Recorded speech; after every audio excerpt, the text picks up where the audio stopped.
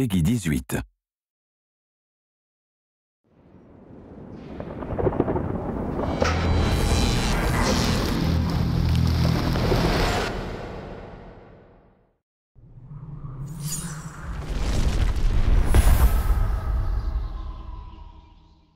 Dating all the way back to the very first Mortal Kombat, I actually worked in an arcade at the time. I remember coming into work and hearing the sound of people going, oh, ah, you know, making these loud screams and yells and cheers because they were seeing something they had never seen before. The reason fatalities appeal to so many people is these brutal, over-the-top things that, you know, most people never even want to think of doing to someone they know, or even to someone that they don't know. Fatalities are awesome in that it's a perfect way to end a match. It's a good way to show that you dominated over your defeated opponent. It's a final punctuation mark that, okay, I just kicked your ass, and now I'm gonna humiliate you even more. What makes the fatalities awesome, I think, is the sense of humor to them.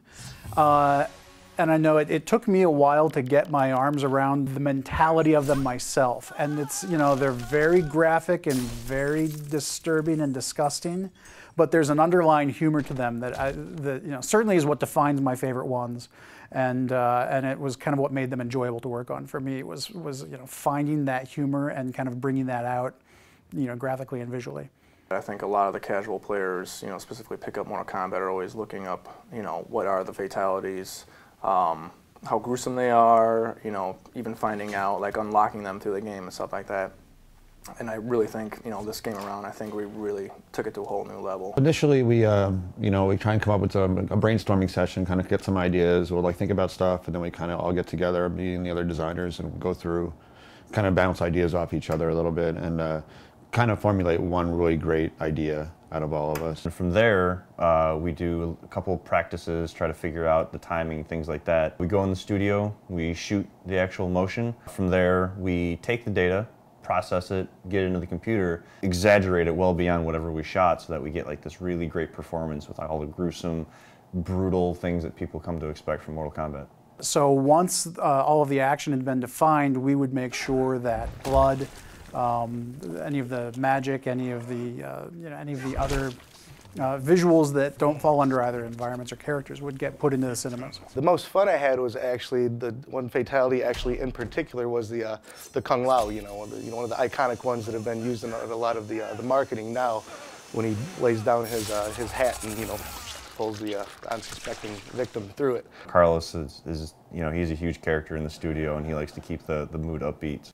The best part that I love about these fatalities is I get to beat up on Rick O'Mara, and he also gets to, you know, perform his fatalities on me. I actually remember when we were shooting the Cabal fatality where the victim falls on the hook swords, and you had Tony supporting Carlos as Carlos is falling over, and it was just hilarious because when you look at the raw data up on the screen, you don't see Tony there, so it just, he fell and it looked so perfect. It was hilarious.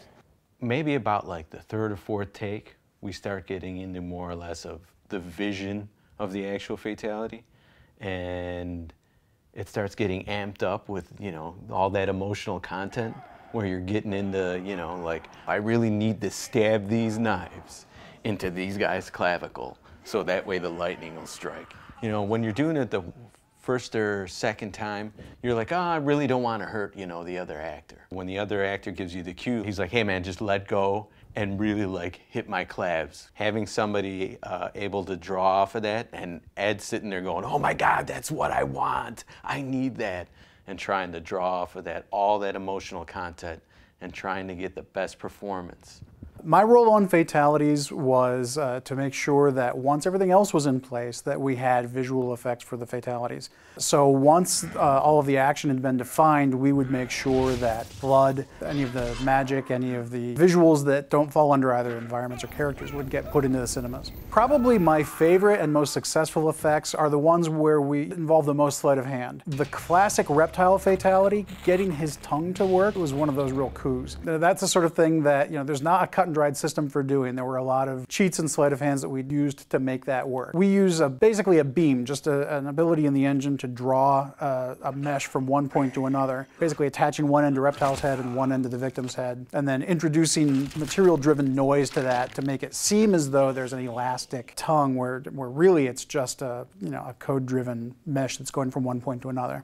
Yeah, some of the key points that we really try to focus on is to make sure that every fatality fits into the same look and feel as the others. We don't want one or another to kind of feel different. Each character had approximately 18 points of dismemberment. So you can imagine, the technical hurdles we had to go through initially, working closely with the tech group to get a procedural tool inside of our tool to be able to do it on the fly. The effects guys had a major role in making the fatalities just look perfect. They are masters of blood placement and all the effects that go with fatalities, like radons, electricity, all the blood decals that had to be put on to make fatalities look nasty. There's not just clean cuts anymore. There's bloody stumps wherever there's a sever point. Every fatality had its own challenges, ranging from just making the blood look good, and blood from the outset is a tricky thing to get right. Fluids and liquids are a difficult thing to do in particles, and even more difficult to do in real time when we don't have the ability to render something, when we have to do a graphic that will update 60 times a second. And so even just the rudiments of getting the liquids to look good had its own challenges. One of the really cool things was at E3 this year and a bunch of the other trade shows, we got to see some of the stuff that we thought of and came up with, and we weren't sure how well it was going to translate. I thought it was cool, but then during the demos we did, the first time we showed fatalities, we showed this trailer of a bunch of the fatalities together, and we had people standing up and clapping for moments of things that I came up with, like Sector's fatality, for instance, when all the missiles come out and blow up all the body parts, people just going nuts for that. A lot of people were cringing, and I think that's kind of maybe when we started, or going in the right direction here.